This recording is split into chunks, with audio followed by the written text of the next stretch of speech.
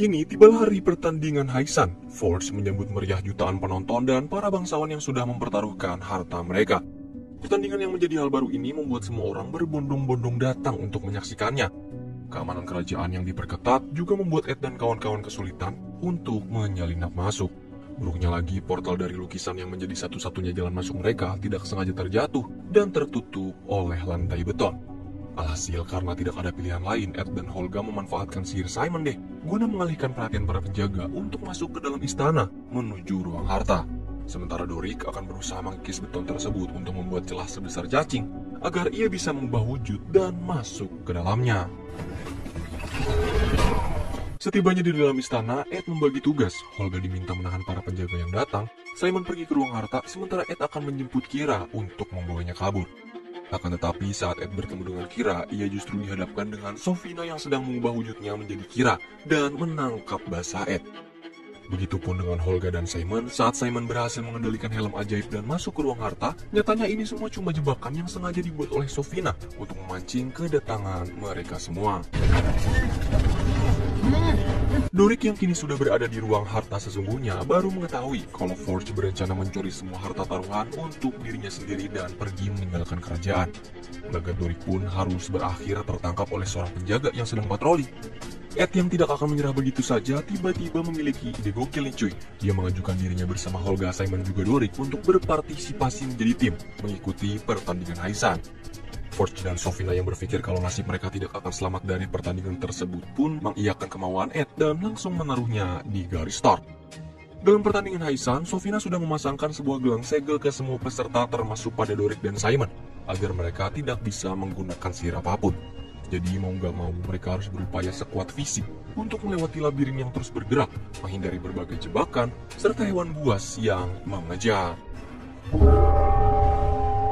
Di samping itu, Forge yang sudah berhasil mendapatkan harta taruhan milik para bangsawan minta izin pamit undur diri dari kerajaan ini sambil membawa Kira bersamanya. Sofina yang gak peduli juga ngeyaudahin kebusukan Forge sebab Sofina juga memiliki rencana lain yang tidak Forge ketahui.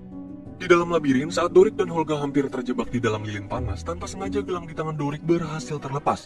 Dari situlah tiba-tiba Dorik memiliki rencana akan memanfaatkan lilin tersebut untuk bisa keluar dari labirin.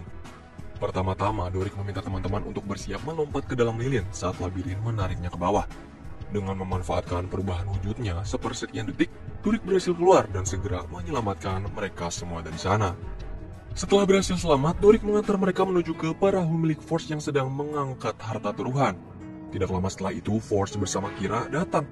Ia begitu terkejut setelah mengetahui kalau Ed dan kawan-kawan berhasil selamat dari permainan yang ia buat dan berada di kapal miliknya.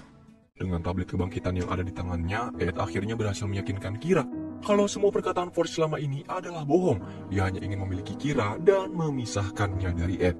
Ed juga menambahkan bahwa aksi pencurian yang dulu ia lakukan adalah untuk mendapatkan tablet tersebut dan juga demi menghidupkan kembali mendiang istri. Menyadari kebusukannya sudah terungkap, Forge lalu mengancam Ed akan menghabisi Kira jika ia tidak mengembalikan semua harta curiannya.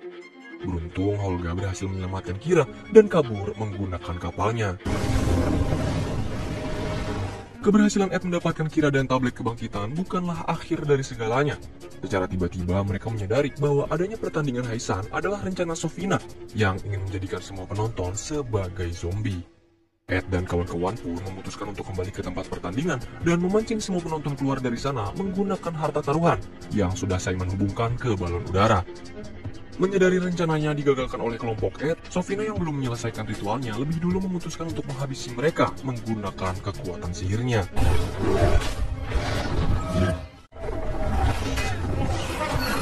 Sihir demi sihir terus Sofina keluarkan. Berbagai benda yang ada di sekelilingnya bisa ia gerakkan dengan leluasa. Sofina juga berencana mengeluarkan sihir penghenti waktu untuk mengakhiri serangannya. Namun semua itu berhasil digagalkan oleh Kira yang sempat menggunakan kalung tidak terlihat untuk memasangkan gelang segel ke lengan Sofina. Sayang beribu sayang, salah satu pisau yang Sofina lemparkan berhasil menusuk jantung Holga dan membuatnya harus meregang nyawa.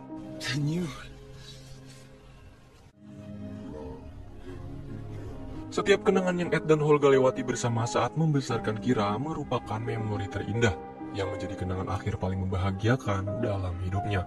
Tidak ada satu detik pun yang bisa Holga lupakan saat itu. tapi kini hanya memerlukan kurang dari 1 detik saja untuk mengakhiri kesempurnaan yang pernah ia miliki. Bagi Holga, hal terindah dari sebuah pertemuan adalah kenangan, dan cara terbaik untuk menghormati perpisahan ini adalah dengan merelakan dan mendoakan kepergiannya. Pada akhirnya, semua kenangan tersebut membuat Ed memutuskan akan menggunakan tablet kebangkitan untuk menghidupkan Holga kembali. Ed sudah bisa melepaskan semua kenangan lamanya bersama mendiang istri, dan memutuskan untuk membuat kenangan indah baru bersama Holga, yang sudah Kira anggap sebagai sosok ibu baginya. Setelah berhasil menghabisi Sofina, kekuatan sihir yang diderita oleh raja sebelumnya pun lenyap, membuat beliau kembali menduduki tahta. Berkat keberhasilan Ed dan kawan-kawan juga, raja menobatkan mereka berlima sebagai pahlawan negeri Neverwinter. Tetapi semua ini belum berakhir.